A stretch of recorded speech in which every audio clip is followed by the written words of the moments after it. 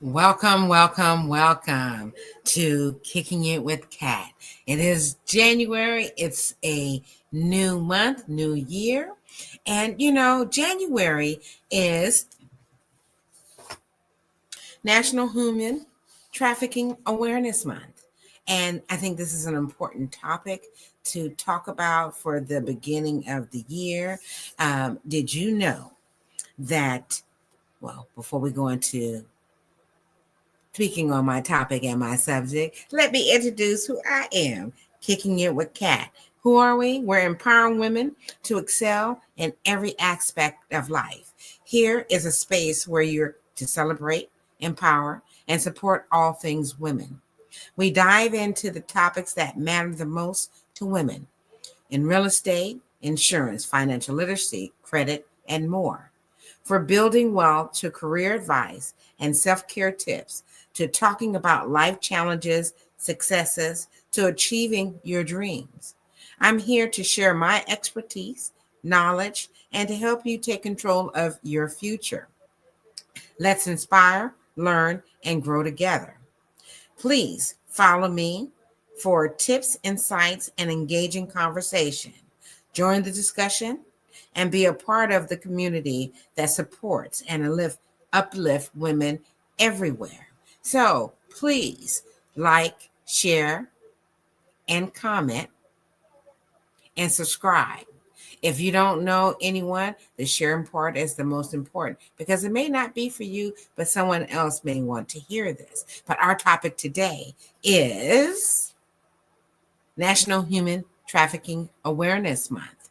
Are you aware that there are 133,943 victims globally? There are 50 million people that are enslaved and exploited due to human trafficking. What I'm going to be doing is I'm going to be diving into the fight against human trafficking by sharing 5 crucial facts that everyone needs to know. This is so important because the more that we know, the more that we can help, the more that we get involved. Because guess what? It's not just women, it's young men as well. So, how do we help each other to identify and to help our community to stop this crime? Because it is growing tremendously. You heard my numbers, 133,943 victims globally. And what is human trafficking? Human trafficking is the exploitation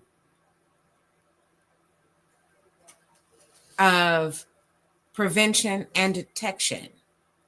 And it is, what is so important about it? I'm looking at my notes, so bear with me here. But human trafficking are identifying, for people who are used for sex trafficking, right? For labor. And how is it done? Right? It's done by force, fraud, coercion. So, how do we help one another in regards to that, right?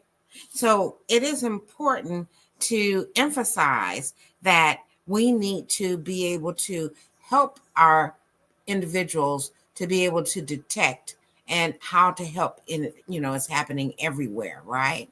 So, what is human trafficking again? It is everywhere, right? And, the biggest thing is that it is also happening online, right? So, what we want to do is make sure that we understand and be careful. I think a lot of times, especially for our young women and young adults, we don't pay attention to with social media who they're getting involved with, right? And so it's our job to make sure that, pay attention who they're speaking to. I have a friend that she's older. She's the grandmother. The granddaughter, she's been keeping, ever since she's been a baby. But she can't relate to her so much in regards to, what her needs are. And by protecting her, she's overprotecting, right? And so the child feels smothered. So her outlets are, even though she's in church, but things happen in church as well. She met a young man, she was communicating with him. And I think a year ago or so, it's like the playoffs, right?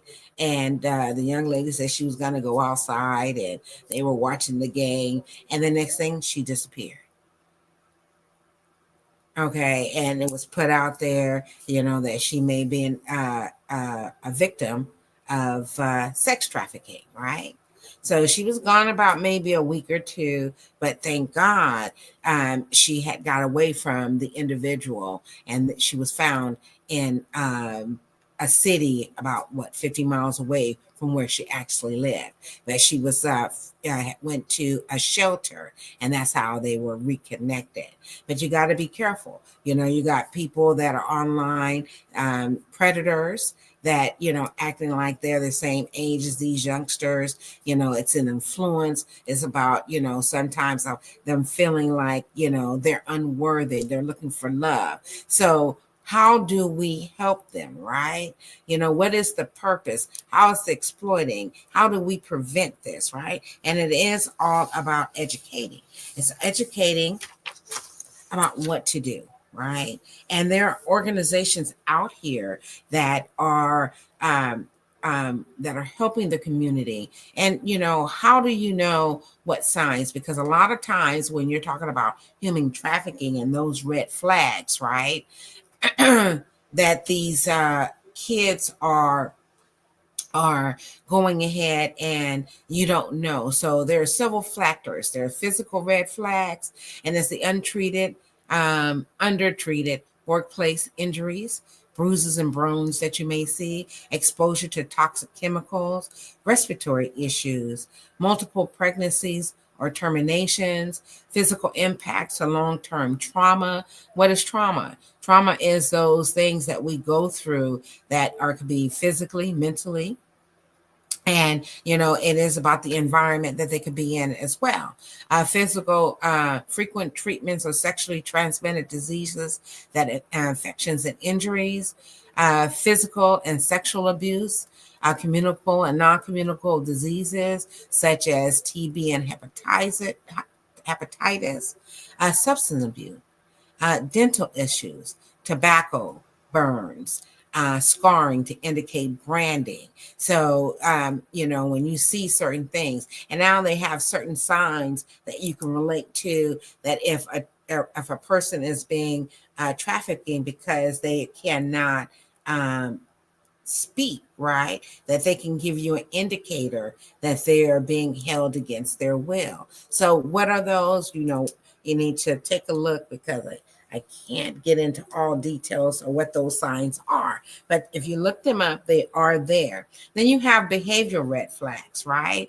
Confusing or contradicting stories, right? The inability to focus or concentrate, unaware of their location, age, or time because they have been isolated for over so many times. Then you got brainwashing as well, right? Protecting the person who hurt them or minimizing abuse, because of the fact is that they're feeling like they love them or care for them. And sometimes, which I don't understand, is that people feel that, they're not loved unless they're being abused, right? So it is, those traumas that they go through, guilt and shame about their experience, right? Reserved or avoiding interaction or providing limited information, psychological trauma, right? Depression and anxiety disorders, sexual acting out in children or young adolescents, knowledge and behavior outside of typical range of age, fear of appointments taking longer than expecting, reporting the need to update spouse, friend, or significant other, right? Then you have your environmental red flags, right? And that are accompanied by another person who answers for them, which I spoke a little earlier, preventing them from speaking freely because what? They don't want them to be able to speak or tell, what their situation is. So they'll interrupt them or speak for them, right? Constantly accompanied by a person who will not leave them alone. And that's another factor, right? Is that they're always there. They're always somewhere so that they're not having the opportunity to be able to get away or to be able to speak up and say who they are, what the situation is. And so this is what I was talking about, those traumas and those triggers, right? That an individual may have, but also to prevent them from, when I spoke about there are signs that they can indicate that, that causes them to say that they're being held, that they're being held against their will, right? Living at work or living in an overcrowded location, right? Not allowed to take adequate breaks, eat, or drink. And this is what we're talking about in the workspace, right? Recruiting for different work than currently doing. Minors experiencing homelessness or not living with relatives or foster parents. They're living in motels. They're living in other people's houses, rooms, or empty places, right? Or we talk about squatting, right? So you never know what a person is at or doing or what their circumstances. And a lot of times people feel that, if they get with someone, that they're going to save them from their issues, whereas they're actually putting them into more harm than good. The last one is sexual harassment at work. So what is our role in regards to social media, right? Trafficking increases using online platforms to lure victims. Awareness efforts encourage people to recognize the signs and report suspicious activity, making the digital world more safer. Right? What can we do to have and make a difference, right? By reporting suspected trafficking to hotlines like the National Hotline Trafficking hotline, which is 1-888-373-7888, or by texting help or info. But then again, like I said before, to 233-733, that can save a life. So it is so important that we use these resources that we have. And then they also have, last but not least, is that they have what they call Blue Campaign. The Department of Homeland Security launched the Blue Campaign to raise awareness about human trafficking. The blue heart is a symbol of solidarity with victims and commitment to end the crime. So that's another thing, that if you're wearing your blue heart, then they know that is that you're an advocate for them. So those are the 5 things that I wanted to bring to your attention on how to reduce, how to help someone that's being human trafficking, right? And so, of course, you want to look at other resources to be able to help you understand more how human trafficking can affect you and your family. So what I need for you to do is to like, share, and subscribe. And also by sharing, it also gives more information out here to others so that we can stop this crime called human trafficking. This is Kicking It with Kat. You guys have a beautiful. Talk to you soon.